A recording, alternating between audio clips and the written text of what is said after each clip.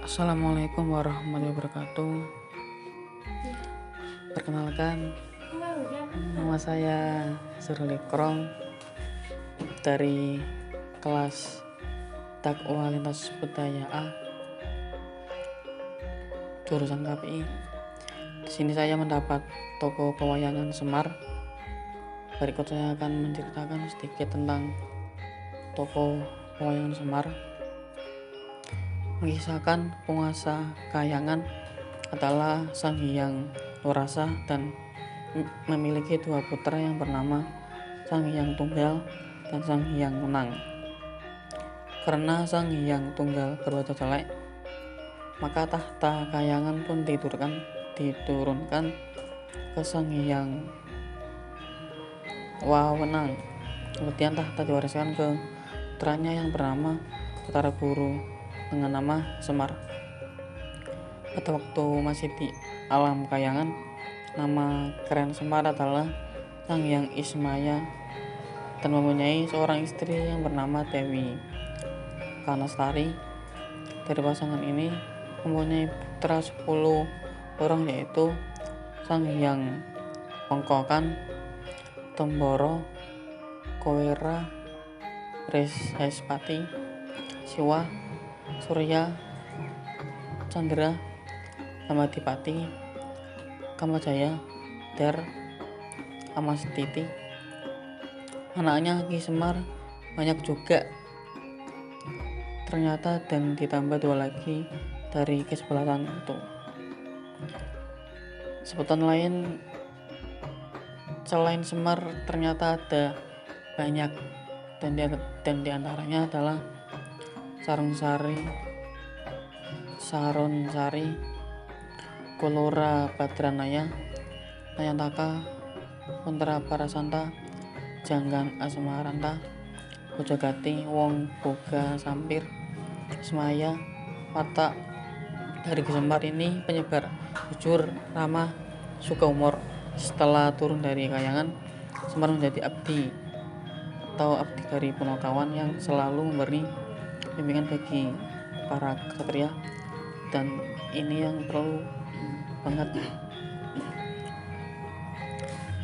Semar yang memiliki badan gemuk, tak jelas laki-laki atau perempuan, tersebut menunjukkan bahwa manusia pada dasarnya tidak ada yang sempurna, dan masing-masing memiliki ciri khas. Kesempurnaan hanya milik Tuhan. Asal-usulnya kenapa badan Semar bisa begitu, dikarenakan di sebuah sayembara, jadi ayah Semar yaitu Sang Hyang Tunggal memberikan sayembara kepada ketiga anaknya, sayembara menelan gunung. Ketika itu Sang Hyang Tunggal berkata, barang siapa yang mampu menelan kemudian mengeluarkan gunung lewat dubur, itulah nanti akan mampu menjadi raja di 3 dunia.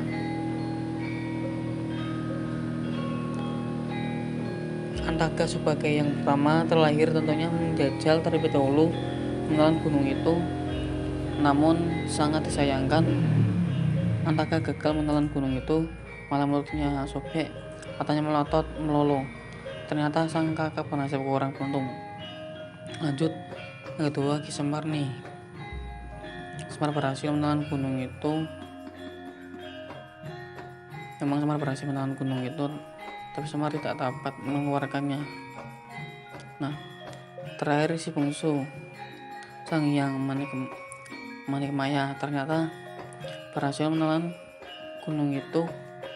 Karena itu Sang Hyang Manikmaya diangkat menjadi raja di Kaindran atau Suralaya, dan juga menguasai jagat Madya dan jagat Andap.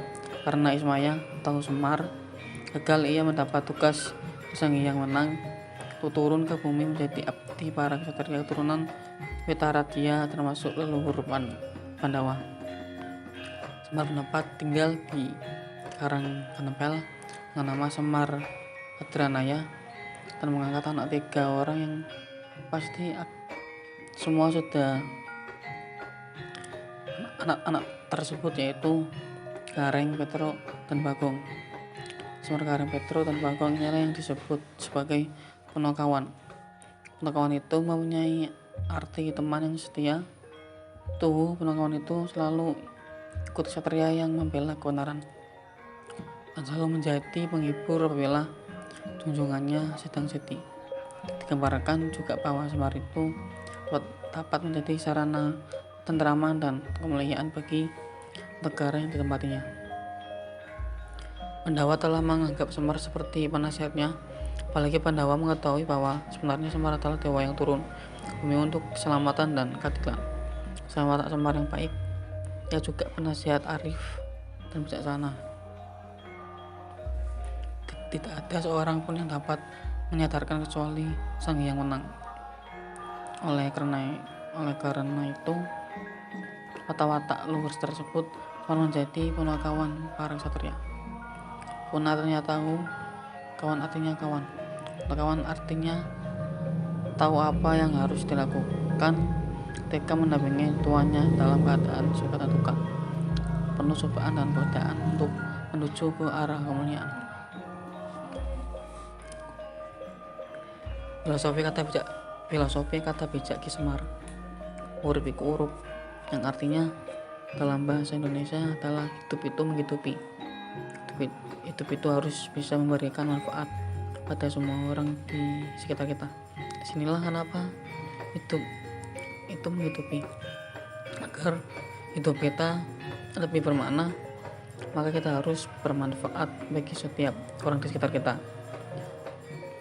Terus Surat Dirajaya Jayaningrat lepuring tening pangastuti kata Indonesia kan artinya semua sifat licik, keras hati dan angkara murka di dalam diri kita hanya bisa dikalahkan dengan sikap bijaksana, sabar dan lembut hati. Barat api tidak bisa dipadamkan dengan api, perlu air untuk memadamkannya. Itu juga dengan sifat jelek kita, harus kita redam dengan sifat baik kita, yaitu dengan kebijaksanaan, rendah hati dan sabar. Terus datang sering lamun ketaman, datang susah lamun kehilangan. Kata bijak Semar yang satu ini memiliki makna bahwa jangan bersedih saat mengalami musibah yang menimpa kita. Juga jangan sedih jika kita sedang kehilangan sesuatu, karena semua akan kembali kepadanya. Inilah hakikat hidup. Sekian dari saya. Wassalamualaikum warahmatullahi wabarakatuh.